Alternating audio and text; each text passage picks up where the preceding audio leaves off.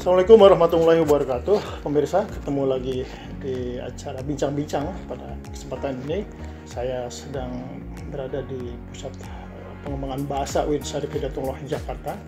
Dan kali ini kita akan coba untuk mengetahui lebih banyak tentang apa sih sebetulnya kegiatan lembaga ini dan kemudian kegiatan-kegiatan yang ada di lembaga tersebut ya. Nah, kita akan coba untuk berbincang-bincang, dan saat ini telah hadir bersama kita Direktur Pusat Pengembangan Bahasa Ibu Dr. Nurul Aziah. Selamat siang Ibu. Assalamualaikum warahmatullahi wabarakatuh. Selamat siang Pak. Waalaikumsalam warahmatullahi wabarakatuh. Baik Bu, ini kan Pusat Pengembangan Bahasa ya. Dulu namanya itu kan Pusat Bahasa dan Budaya ya. Betul. Bahkan jauh sebelum itu namanya hanya Pusat Bahasa saja, sehingga 3 kali mengalami transformasi nama gitu kan ya. Betul. Bu Nurul, mungkin bisa juga sedikit juga ceritakan ya, apa sih sebetulnya Pusat Pengembangan Bahasa ini bagi kehadiran bahasa ini bagi kampus gitu kan ya, dan juga bagi mahasiswa. Mungkin itu dulu saya tanyakan. Oke, baik, terima kasih atas pertanyaannya. Sederhana tapi sebenarnya pertanyaan yang cukup menantang ya. Jadi sebenarnya Pusat Bahasa ini hadir dengan 3 hal utama gitu. Yang pertama adalah pengembangan kompetensi bahasa. Kemudian yang kedua adalah pengukuran kemampuan berbahasa. Itu kenapa kemudian kita punya banyak tes. Dan yang terakhir adalah melakukan penerjemahan. Jadi banyak sekali layanan penerjemahan yang kita berikan untuk dosen-dosen kita, terutama untuk mereka yang akan mengirimkan artikel mereka ke jurnal internasional. Oh gitu. Jadi kalau di rata-rata, kalau di di summary ya 3 hal besar itu yang dilakukan oleh Pusat Pengembangan Bahasa. Terus kegiatan yang rutin itu apa misalnya? Untuk pengembangan kompetensi berbahasa, kita punya kursus yang kita buka untuk mahasiswa kita sendiri dan juga untuk umum. Kita juga punya kerjasama dengan pihak lain untuk mengembangkan kompetensi berbahasa. Jadi kursus bahasa ini kita melayani bahasa Arab, bahasa Inggris, bahasa Indonesia untuk penutur asing, dan kita juga pernah melayani bahasa Korea, bahasa Perancis juga kita buka dengan kerjasama dengan IFI. Nah, untuk dengan mahasiswa kita itu kita punya kursus yang kita sebut dengan Kurbas, kursus bahasa asing untuk mahasiswa, dan itu gratis, bisa diakses oleh semua mahasiswa dari berbagai semester. Saat ini pun kita juga sedang melakukan Kurbas, sudah mulai sejak pertengahan September yang lalu. Kemudian untuk di luar atau kerjasama, misalnya kita melayani LPDP misalnya, itu rutin ke kita dari sejak tahun 2015. LPDP itu apa? LPDP itu memberikan beasiswa kepada masyarakat Indonesia, mahasiswa Indonesia untuk meneruskan kuliah mereka baik di dalam maupun di luar negeri. Jadi kita juga memberikan layanan kursus untuk tour di LPDP baik yang ke dalam maupun ke luar negeri. Menurut secara struktur kelembagaan, Pusat Pengembangan Bahasa ini kan berada di bawah UIN Syarif Hidayatullah secara langsung gitu kan ya. Dalam hal pelayanan untuk kebutuhan kampus sendiri gitu kan ya. Apakah Pusat Pengembangan Bahasa ini menjadi semacam pusat think tank kebahasaan gitu kan ya. Apalagi misalnya UIN Syarif Hidayatullah Jakarta kan sedang menuju world class university gitu kan. Dan kita tahu bahwa dorongan untuk bagaimana di lingkungan kampus itu menggunakan 3 bahasa lah gitu kan, Arab, Inggris gitu kan. Ini peran pusat bahasa selain yang mungkin model-model reguler tadi, ada kira-kira? Sebenarnya kita sudah pernah mengusulkan ke rektor ya, dari mulai periode sebelumnya itu kita mencanangkan ada bilingual kelas sebenarnya di kampus kita ini, sehingga tidak hanya kelas-kelas berbahasa Indonesia tapi juga kelasnya menggunakan bahasa Inggris. Tapi memang harus diakui ini butuh dukungan yang cukup kuat gitu dari pimpinan untuk bisa mengimplementasikannya dalam kehidupan sehari-hari di kampus kita ini gitu ya. Jadi selain kursus tadi, kita juga sebenarnya punya kursus yang kita berikan untuk dosen, itu ada academic writing, meskipun memang pelaksanaannya masih sangat minim. Jadi kalau dibandingkan dengan kursus yang kita berikan kepada mahasiswa, kursus untuk dosen ini memang masih minimalis gitu ya. Jadi arahnya lebih untuk membantu dosen-dosen kita bisa mengembangkan tulisan dengan berbahasa Inggris yang benar, sehingga bisa dipublikasikan artikelnya di jurnal internasional. Kalau untuk pelayanan kursus itu sendiri tadi itu sifatnya reguler ya, rutin, ada jadwal tersendiri gitu kan ya. Betul. Khusus setiap. Karena memang kita punya anggaran yang cukup besar ya, memang itu di kita punya S karakter yang mewajibkan mahasiswa kita untuk mencapai skor tertentu baik di bahasa Arab maupun bahasa Inggris, dan oleh karena itu maka kita berikan layanan kursus kepada mahasiswa kita sehingga mereka bisa mencapai skor minimum itu. Oke, dulu itu ada istilah tes TOEFL itu apa lah gitu kan ya, untuk mahasiswa atau mungkin untuk masyarakat umum lain. Bisa jelaskan gitu kan tentang tes TOEFL itu apa itu sendiri? Iya. Jadi kalau tes TOEFL ya kita berikan ya, dan memang itu tesnya namanya TOEFL, itu Test of Arabic as a Foreign Language. Itu tes prediction atau gimana? Karena tes TOEFL itu kan ada apa namanya istilahnya. Nah ini yang mungkin harus dipahami oleh masyarakat umum ya. Jadi TOEFL itu adalah brand tes proficiency, English proficiency. Itu ada beberapa tes, ada IELTS, ada TOEFL. Nah di kita itu namanya ETIC. ETIC itu adalah English Test for Islamic Community yang kita kembangkan sendiri oleh teman-teman di pusat bahasa dan sudah kita hakikan juga. Dan itu yang kita pakai. Kalau disebut dengan TOEFL prediction bukan gitu. Jadi sekarang ini sudah tidak bisa, sudah tidak ada tes yang disebut dengan TOEFL prediction. Jadi tes kita ini adalah proficiency test yang kita kembangkan dengan mengacu kepada kompetensi yang diukur di TOEFL dan IELTS, dan kemudian kita kembangkan sendiri dengan mengedepankan keislaman, keindonesiaan, dan akademik. Jadi 3 ranah itu yang kemudian menjadi ruh tes yang kita kembangkan di sini. Nah, mahasiswa baru terutama gitu kan ya, itu kan ketika dia awal-awal masuk itu kan harus proses tes TOEFL itu apa dulu ya. Itu bagaimana kebijakannya?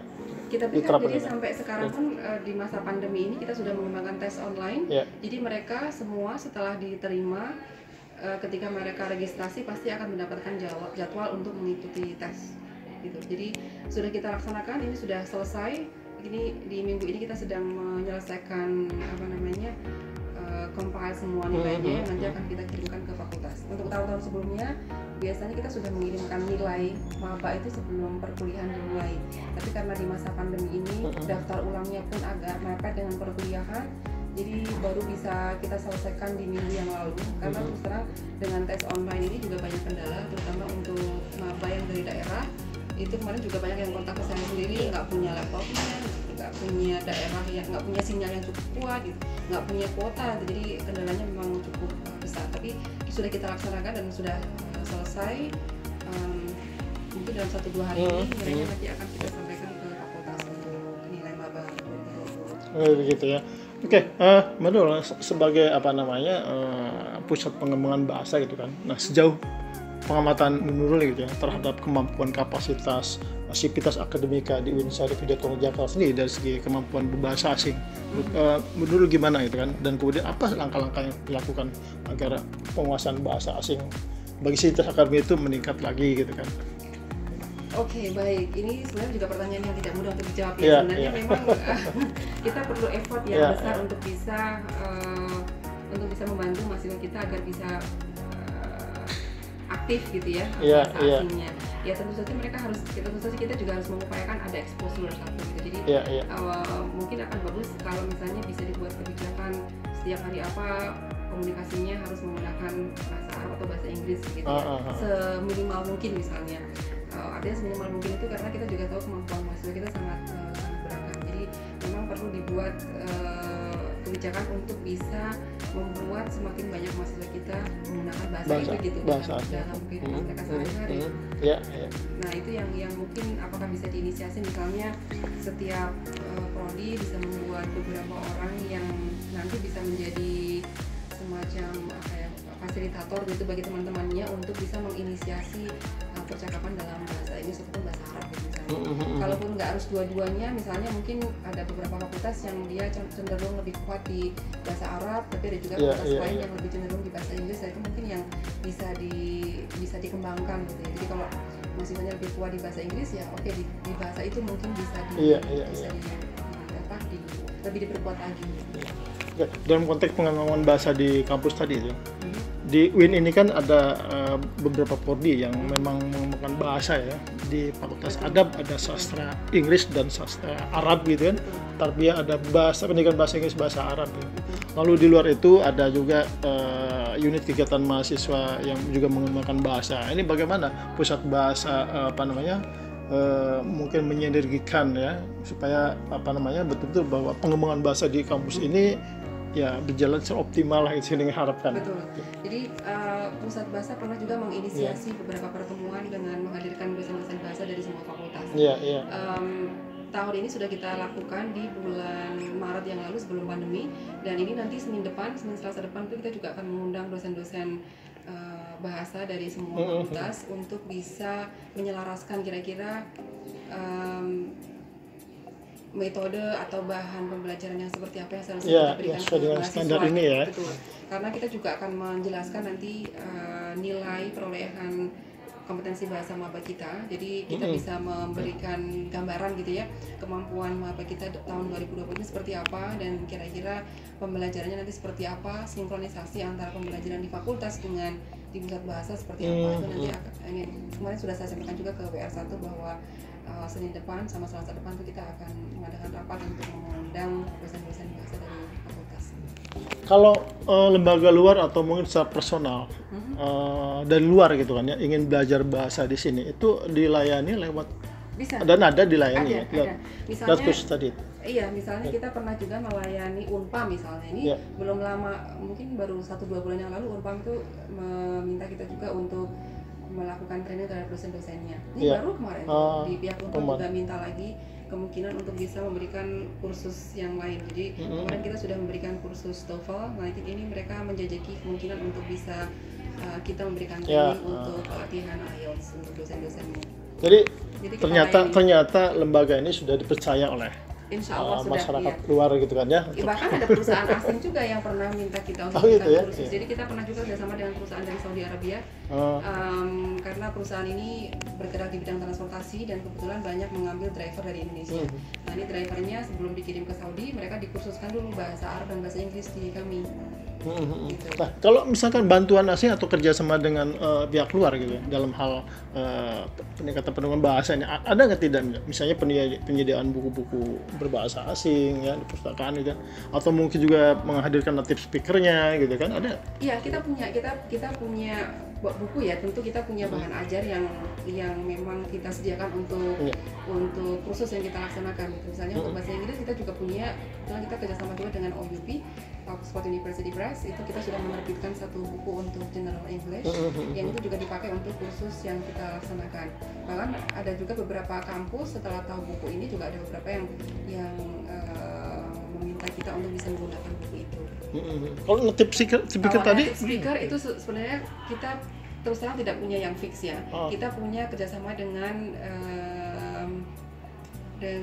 McGill misalnya. Nah itu setiap tahun McGill itu mengirimkan mahasiswa mereka yang kemudian kita perbantukan untuk bisa mengajar bahasa Inggris. Tetapi di tahun 2020 ini sebenarnya juga harusnya ada, tapi karena ada pandemi jadi di cancel keberadaannya, kedatangannya ke sini.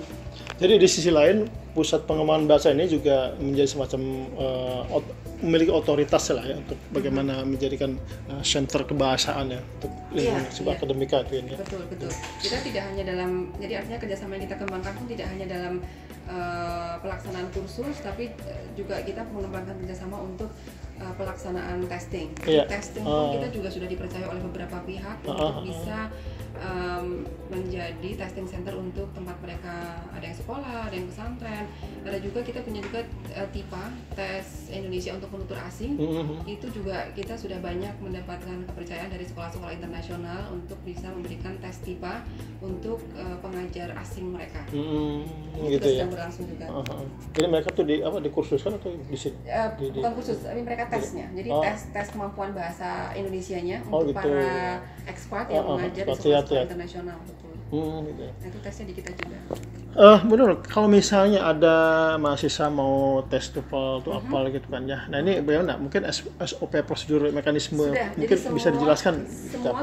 Semua sudah kita cantumkan di website Pusat Bahasa terkait dengan prosedur mereka akan tes seperti apa. Jadi kalau dulu sebelum masa pandemi mereka datang ke sini untuk daftar dan kemudian akan kita berikan jadwalnya. Iya.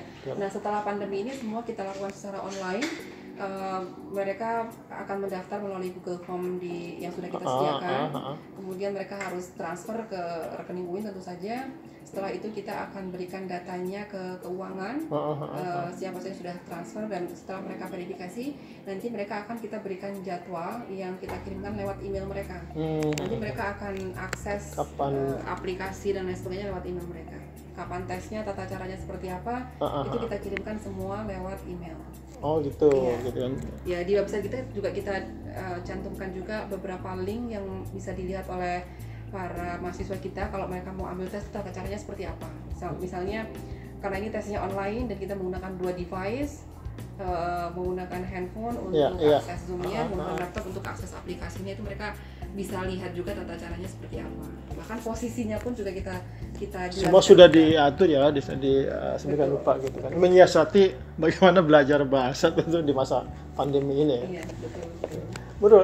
Sebetulnya apa, kalau misalnya saya mau tanyakan, ada apa aja sih sebenarnya fasilitas yang ada di gedung ini kan dalam hal pengembangan? Di gedung ini kita punya, ya ini kita punya ruangan kantor ini, tadi sudah sempat dilihat, kita punya ruangan kelas. Ruangan kelas kita di lantai 1 ada dan di lantai 3 di gedung ini. Kemudian kita juga itu kelas untuk kursus. Untuk kursus ya. Kemudian kita juga punya gedung satu lagi di belakangnya perpustakaan Pasca. Itu di situ ada 6 kelas, jadi kita total punya 13 kelas untuk melayani mahasiswa kita. Itu pun juga sebenarnya masih kurang sebenarnya, karena volume kursus kita sangat tinggi, sangat besar gitu. Tapi kalau sekarang ini karena memang masa pandemi, kursus kita juga dilakukan secara online, jadi ya tidak ada yang datang untuk kursus ya. Semua kursus kita lakukan secara online. Ya. Oleh bahasa sendiri? Iya, kalau bahasa ada, kita punya dua lab bahasa yang bisa dimanfaatkan untuk pembelajaran. Macam-macam pembelajarannya, kita punya software untuk pembelajaran IELTS, untuk pembelajaran writing, kita juga punya pembelajaran TOEFL juga punya. Itu juga bisa diakses. Biasanya memang diakses ketika ada kursus ya. Sekarang ini ketika di masa pandemi ini ada beberapa yang kita berikan sebenarnya. Misalnya kita punya kursus IELTS, nah itu kita berikan kode untuk mahasiswa kita untuk bisa akses pembelajaran dari mana aja gitu lewat device mereka. Baik, terima kasih Bu Nur atas segala strukturnya tentang pusat pengembangan bahasa ini ya. Semoga memang ini menjadi semacam lembaga yang memang diharapkan ya, bahwa UIN Syarifudin Yogyakarta sedang menuju world class university bertahap internasional gitu kan, karena bahasa ini kan bukan hal yang pokok ya. Betul. Masih banyak sudah berbincang-bincang dan semoga masyarakat umum juga bisa lebih tahu terkait dengan peran dan apa yang dilakukan oleh pusat pengembangan bahasa UIN Jakarta. Baiklah pemirsa, demikian tadi bincang-bincang saya dengan Direktur Pusat Pengembangan Bahasa UIN Syarifudin Yogyakarta, Ibu Dr. Nur Azkiyah. Jadi memang tadi sudah banyak dijelaskan bagaimana sebetulnya posisi dan kedudukan pusat bahasa ini di lingkungan UIN Syarifudin Yogyakarta, dan ternyata memang cukup besar sekali, strategis sekali gitu kan, dalam upaya untuk bagaimana menjadikan UIN Syarifudin Yogyakarta sebagai kampus internasional. Demikian, terima kasih, sampai berjumpa lagi. Assalamualaikum warahmatullahi wabarakatuh.